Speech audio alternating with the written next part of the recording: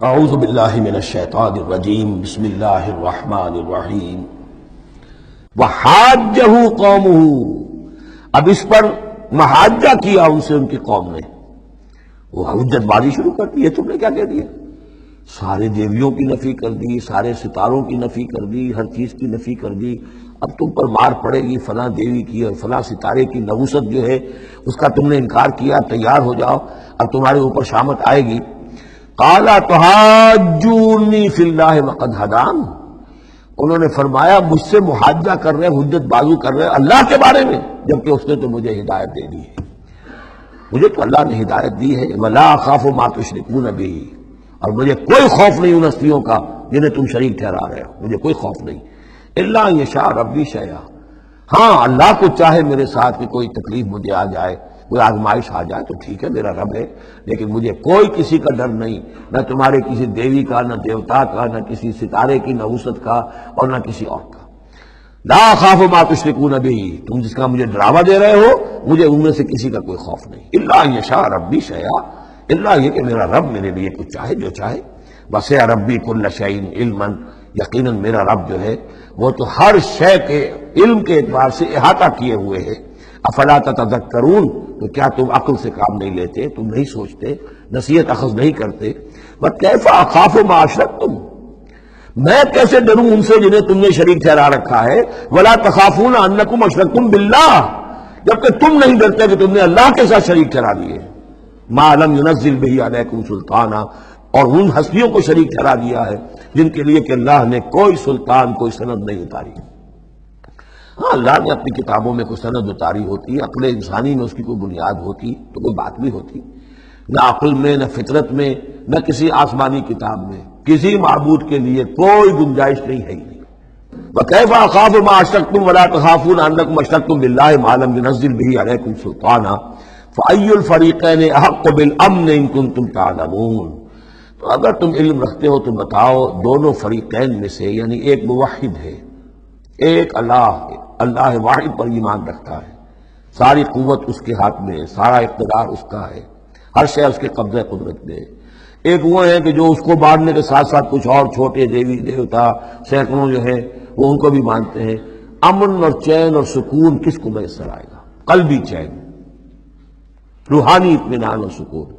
ای الفریقین احق بالامن، ان دونوں میں سے موحدین اور مشرکین میں سے امن، سکون، اطمینان، چین اور راحت کا کون زیادہ حقدار ہے؟ بتاؤ اگر تم جانتے ہو۔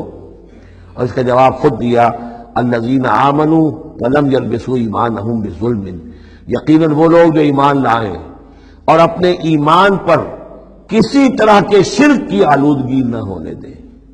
یہاں لفظ ظلم آیا ہے، ظلم کسی چھوٹے گناہ کو بھی کہہ سکتے ہیں، اسی لیے اس پر صحابہ گھبرا گئے تھے کہ حضور کون شخص ہوگا کہ جس نے کبھی کوئی ظلم نہ کیا ہو، اور نہیں تو اپنے اوپر ظلم کرتا ہے آدمی، کسی پر ظلم کرتا ہے۔ تو اس کا تو مطلب ہے کوئی شخص بھی، یہ جو مقام ہے جو یہاں بیان کیا جا رہا ہے اس کا جو سزاوار اور اس کا حقدار نہیں ہو سکتا۔ آپ نے فرمایا نہیں، یہاں ظلم سے مراد شرک ہے۔ پھر آپ نے سورہ لقمان کی آیت پڑھی، اس میں فرمایا کہ ان الشرک لظلم عظیم، وَإِذْ قَالَ لُقْمَانُ لِابْنِهِ يَا بُنَيَّ لَا تُشْرِكْ بِاللَّهِ إِنَّ الشِّرْكَ لَظُلْمٌ عَظِيمٌ، یہاں پر ظلم سے مراد شرک ہے، یعنی ایمان ایسا ہو کہ جو شرک کی ہر آلودگی سے پاک ہو۔ میں یہاں پھر تذکرہ کیے دیتا ہوں، شروع میں بھی عرض کیا تھا، شرک کسے کہتے ہیں، شرک کی قسمیں کون کون سی ہیں، کون کون سے بھیس بدل کر یہ شرک آتا ہے۔ باہر رنگے کے خواہی جامہ می پوش، من اندازے قدت را می شناسم، تم چاہے کسی بھی رنگ کا لباس پہن کے آ جاؤ، میں تمہیں تمہارے قد سے پہچان لوں گا۔ تو قد سے پہچاننا جو ہے شرک کا آسان نہیں ہے، بھیس بدلتا ہے، اس کے لیے ضروری ہے۔ اور آج کے دور میں شرک کس کس شکل میں موجود ہے اس کا سمجھنا بہت اہم ہے۔ اس موضوع پر میرے 6 گھنٹے کے کیسز موجود ہیں۔ الذین آمنوا ولم یلبسوا ایمانہم بظلم، یقیناً وہ لوگ جو ایمان لائے اور جنہوں نے اپنے ایمان میں کسی بھی نوع کے شرک کی آمیزش نہ ہونے دی، اولئک لہم الامن وہم مہتدون، ان کے لیے ہے امن اور وہی ہوں گے راہیاب۔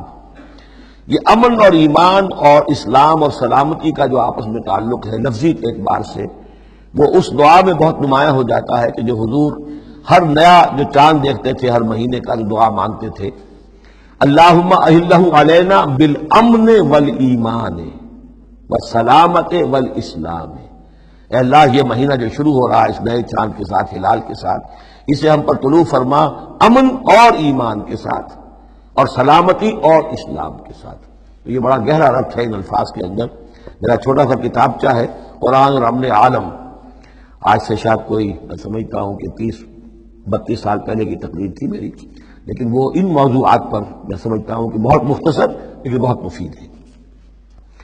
فرمایا وَتِلْكَ حُجَّتُنَا آتَيْنَاهَا إِبْرَاهِيمَ عَلَىٰ قَوْمِهِ. اس کا میں حوالہ دے رہا تھا. یہ پوری سرگوش بیان کر کے اب فرمایا یہ ہماری وہ حجت تھی جو ہم نے ابراہیم کو عطا کی اس کے قوم کے خلاف. یہ سارا محاجہ حضرت ابراہیم اپنی قوم سے کر رہے تھے. بظاہر اس کو توریہ کہتے ہیں. ایک ہوتا ہے جھوٹ بولنا، ایک ہوتا ہے توریہ. توریہ یہ ہے کہ آپ کہیں کوئی بات ایسی کہ جو جھوٹ تو نہیں ہے لیکن جس سے سننے والا مغالطے میں مبتلا ہو جائے. مثلا حضرت شیخ الہند رحمۃ اللہ علیہ کا واقعہ ہے. جس زمانے میں ان کے وارنٹ نکلے ہوئے تھے اور وہ حرمین شریفین میں تھے، مکہ مکرمہ میں تھے، وارنٹ نکلا ہوا ہے اور شریف حسین والی مکہ جو ہے اس کے سپاہی ڈھونڈتے پھر رہے ہیں کہ کہاں ہے وہ مولوی ہندوستانی جو ہے جو باغی ہے انگریزوں کا، اس کو پکڑا جائے. اب یہ ایک جگہ پر یہ کہیں کھڑے ہوئے تھے تو ایک شرطے نے آ کر جو وہاں کا سپاہی تھا پوچھا ان کے بارے میں محمود الحسن کو جانتے ہو؟ کہ یہاں جانتا ہوں. وہ کہاں ہے؟ محمود الحسن کہاں ہے؟ تھوڑا سا 2 قدم پیچھے ہٹ کے ابھی یہیں تھے. جھوٹ تو نہیں بولا نا، 2 قدم پیچھے ہٹ کر کہا ابھی یہیں تھے، بالکل سچ بولا. اس نے سمجھا ابھی یہیں تھے، دوڑا ادھر دوڑ گیا اپنے نکل گئے. اس کا نام ہے توریہ. یہ جھوٹ بھی نہیں ہے لیکن یہ کہ سننے والے کو مغالطہ بھی ہو گیا. اصل میں حضرت ابراہیم علیہ السلام کے کلام میں یہ توریہ کا انداز جو ہے وہ بہت ہے، تاکہ لوگوں کو جیسے جب بتوں کو سب کو توڑ دیا تو کہا کہ اس نے توڑا ہوگا یہ جو بڑا ہے، جو صحیح سالم کھڑا ہوا بڑا بت، اور تیشا بھی جو ہے جس سے توڑا تھا سب کو وہ اس کی گردن میں لگا دیا کہ یہ جو ہے جو آلہ ہے، آلہ واردات بھی اسی کے پاس سے برآمد ہو رہا ہے اور یہ سالم ہے، باقی سب ٹوٹ گئے ہیں. تو قرائن کی شہادت بھی ہے کہ یہی ہے، پکڑو اس کو. تو یہ ہوتا ہے ان کو سمجھانے کے لیے کہ وہ سوچیں، دونوں بینی پر آمادہ ہو جائیں. تو یہ ہے میرے نزدیک ان آیات کا محل یہ ہے. وَتِلْكَ حُجَّتُنَا آتَيْنَاهَا إِبْرَاهِيمَ عَلَىٰ قَوْمِهِ. اور یہ ہماری وہ دلیل تھی جو ہم نے عطا فرمائی ابراہیم کو اس کی قوم کے خلاف. نرفع درجات من نشاء. ہم بلند کرتے ہیں درجے جن کے چاہتے ہیں. اب ظاہر بات ہے یہاں کہنے کا مقصد یہ ہم نے ابراہیم کے درجے بہت بلند کیے. ان ربک حکیم علیم. یقینا تیرا رب حکیم اور علیم ہے. صدق اللہ العظیم.